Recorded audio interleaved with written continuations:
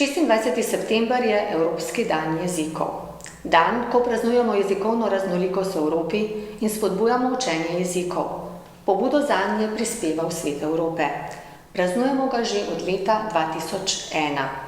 Der Europäische Tag der Sprachen geht auf eine Initiative des Europarates zurück.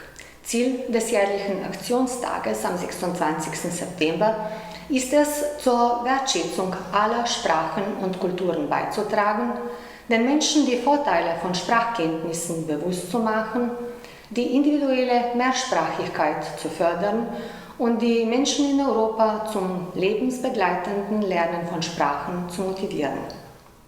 Dabei soll das reiche Erbe der etwa 225 europäischen Sprachen bewahrt werden. Wir Slowenen waren mit einer niedrigen Bevölkerungszahl fast 1000 Jahre ohne einen eigenen Staat.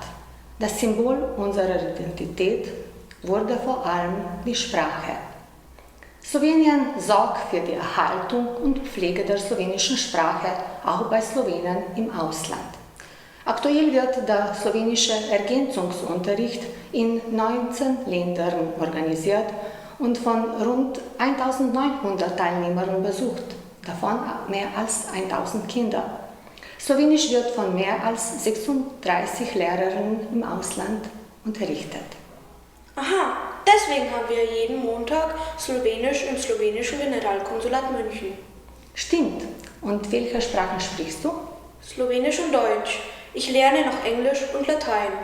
Toll. Kennst du die Bedeutung dieses Symbols?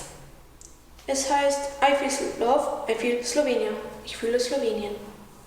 Also, čutim Slovenijo. Wir leben in einem sprach- und kulturreichen Europa.